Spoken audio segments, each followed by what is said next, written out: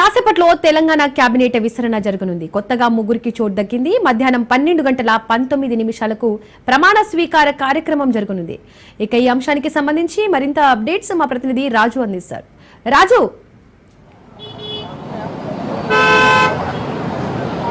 Right Deepika, మరికాసేపట్లోనే మధ్యాహ్నం 12:19 రాజ్భవన్ వేదికగా ముగ్గురు ఎమ్మెల్యేలు మంత్రులుగా ప్రమాణ స్వీకారం చేయబోతా ఉన్నారు. ప్రస్తుతం రాజ్భవన్ వద్ద గవర్నర్ జిష్ణుదేవ్ వర్మ లేరు.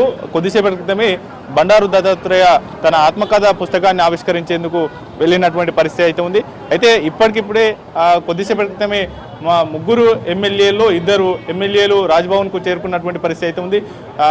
ధర్మపురి ఎమ్మెల్యే అడ్లూరి లక్ష్మణ్తో పాటు మక్తల్ ఎమ్మెల్యే వాకిటి శ్రీహరిముద్రాజ్ రాజ్భవన్కు చేరుకున్నారు. వారితో పాటుగానే వారి కుటుంబ సభ్యులు కూడా రాజ్భవన్కు చేరుకున్నటువంటి పరిస్థితి అయితే ఉంది.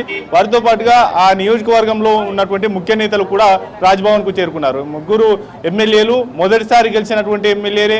మరికాసేపట్లోనే రాజ్భవన్కు చెన్నూరు ఎమ్మెల్యే వివేక్ వెంకటస్వామి చేరుకోబోతా ఉన్నారు. ఆయన నివాసానికి చేరుకున్నారు. రాజ్భవన్ పక్కనే ఉన్నటువంటి ఆయన నివాసానికి కొద్దిసేపటి క్రితమే చేరుకున్నటువంటి పరిస్థితి అయితే ఉంది. ఆయన కూడా మరికాసేపట్లోనే రానున్నారు.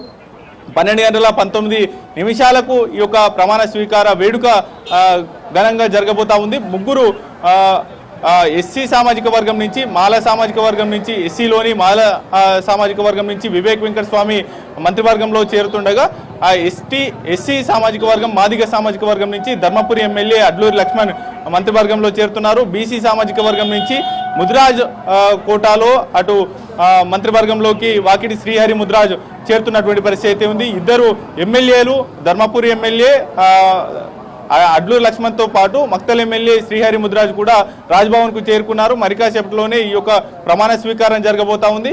అయితే ఈ యొక్క ప్రమాణ స్వీకార వేడుకకు సీఎం రేవంత్ రెడ్డితో పాటు డిప్యూటీ సీఎం బట్టి విక్రమార్క, మంత్రివర్గ సహచరులు, వారితో పాటుగానే మంత్రులుగా ప్రమాణ స్వీకారం చేయనున్నటువంటి ఎమ్మెల్యేల ఈ మంత్రివర్గంలో చేరనున్నటువంటి నేతల కుటుంబ సభ్యులు కూడా ఇప్పటికే రాజ్భవన్కు చేరుకున్నటువంటి పరిస్థితి అయితే ఉంది. జిష్ణుదేవ్ వర్మ తెలంగాణ గవర్నర్ జిష్ణుదేవ్ వర్మ ఈ ముగ్గురిని కూడా మంత్రివర్గంలోకి తీసుకునేందుకు ప్రమాణ స్వీకారం చేయించబోతా ఉన్నారు.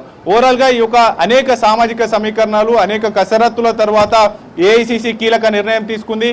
ఒకవైపు ఇటీవల రాష్ట్ర వ్యాప్తంగా నిర్వహించినటువంటి బీసీ కులగణనతో పాటు అటు ఎస్సీ వర్గీకరణ చేసింది. ఈ 2 అంశాలకు సంబంధించి ఆ 2 కీలకమైనటువంటి నిర్ణయాలు, ఆ నిర్ణయాల వల్ల ఆయా వర్గాలకు ఎటువంటి మేలు జరుగుతుంది అనేది కూడా తెలియజెప్పేందుకే ఇటువంటి నిర్ణయం తీసుకుంది. అత్యంత కీలకమైనటువంటి నిర్ణయంగా భావించాల్సి ఉంటుంది. అందులో భాగంగానే ఈ ఎస్సీ సామాజిక వర్గం నుంచి మాల నుంచి ఒకరిని, మాదిగ నుంచి ఒకరిని, అదేవిధంగా బీసీ సామాజిక వర్గంలోని ముద్రాజ్ సామాజిక వర్గం నుంచి ఒకరిని తీసుకున్నటువంటి పరిస్థితి అయితే ఉంది. ఓవరాల్గా మరికాసేపట్లోనే రాజ్భవన్ వేదికగా మధ్యాహ్నం 12:19 ఈ యొక్క ప్రమాణ స్వీకార వేడుక జరగబోతా ఉంది. హట్టహాసంగా ఈ యొక్క ఏర్పాట్లు జరుగుతూ ఉన్నాయి. నిన్నటి వరకు కొంత కన్ఫ్యూజన్ ఉండింది. అయితే ఇవాళ పూర్తి స్థాయిలో కూడా క్లారిటీ వచ్చినటువంటి పరిస్థితి అయితే ఉంది. ఇవాళ ఉదయం వరకు కూడా కవంపల్లి సత్యనారాయణ పేరు పెద్ద ఎత్తున ప్రచారం జరిగినప్పటికీ కూడా చివరి నిమిషంలో అడ్లూరి లక్ష్మణ్ పేరును జత చేస్తూ మంత్రివర్గంలోకి తీసుకుంటున్నట్లు ఖరారు చేసినటువంటి పరిస్థితి అయితే ఉంది. మాదిగ సామాజిక వర్గ నేతలు చేసినటువంటి ఎఫర్ట్ కావచ్చు, ఇతర నేతలు కూడా పూర్తి స్థాయిలో ఏఐసిసి నేతల నుంచి ఇటు రాష్ట్ర మంత్రుల వరకు వినతులు అందజేసినటువంటి పరిస్థితి అయితే ఉంది. ఉన్నటువంటి 6 ఎమ్మెల్యేలలో మాదిగ సామాజిక వర్గం నుంచి ఏ ఒక్కరికి చోటు ఇచ్చినా మాదిగ సామాజిక వర్గం నుంచి తాము సంతృప్తిగా ఉంటామనేటటువంటిది కూడా చెప్పినటువంటి పరిస్థితి అయితే ఉంది. ఓవరాల్గా ఈ యొక్క సామాజిక సమీకరణాలను దృష్టిలో పెట్టుకొని ఈ యొక్క క్యాబినెట్ ఎక్స్పాన్షన్ జరుగుతున్నట్లు మనకు స్పష్టం అవుతా ఉంది. అయితే మిగిలినటువంటి బర్తులు ఎవరితో ఫుల్ఫిల్ చేస్తారో అనేది కూడా కొంత పక్కన పెడితే కనుక ఇప్పుడు ఇచ్చినటువంటి నేతలకు ఎటువంటి పోర్ట్ఫోలియోలు ఉంటాయి అనేది కూడా ఇప్పుడు చర్చ జరుగుతున్న నేపథ్యం అయితే కనిపిస్తూ ఉంది. అయితే మరికాసేపట్లోనే ఈ యొక్క ప్రమాణ స్వీకార వేడుక అనంతరం ఇవాళ సాయంత్రం వరకు కూడా ఈ యొక్క పోర్ట్ఫోలియోలో వచ్చేటటువంటి అవకాశం కనిపిస్తూ ఉంది. అయితే మరోవైపు వివేక్ వెంకటస్వామి అటు పెద్దపల్లి ఎంపీగా పనిచేశారు. దాంతోపాటుగానే చెన్నూరు ఎమ్మెల్యేగా ఉన్న నేపథ్యంలో ఆయనకు అటు సింగరేణితో కొంత అనుబంధం ఉంది కాబట్టి కార్మిక శాఖను ఆయనకి ఇచ్చేటటువంటి అవకాశం కల్పిస్తుంది అనేటటువంటి చర్చ కూడా రాజకీయ వర్గాల్లో జరుగుతున్నటువంటి పరిస్థితి అయితే ఉంది.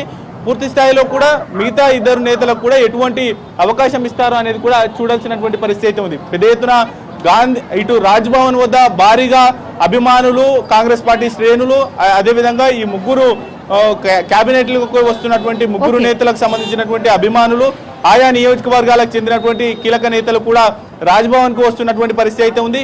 కేవలం అనుమతి ఉన్న వారికి, ఆహ్వానం ఉన్న వారికి మాత్రమే లోనికి అనుమతి చేస్తున్నటువంటి పరిస్థితి అయితే ఉంది. భారీ బందోబస్తు నడుమ ఈ యొక్క ప్రమాణ స్వీకార వేడుక నిర్వహించేందుకు సిద్ధమవుతున్నటువంటి పరిస్థితి అయితే ఉంది. మరోవైపు ప్రధానంగా చెప్పుకోవాల్సిన అంశం, ఈ ముగ్గురు ఎమ్మెల్యేలు సైతం మొదటిసారి శాసనసభలో అడుగుపెట్టినటువంటి నేతలే ఈ యొక్క మంత్రివర్గంలో ఛాన్స్ కొట్టేశారు అనేది కూడా చెప్పుకోవాల్సినటువంటి అంశంగా ఉంది. Deepika, thank you Raju.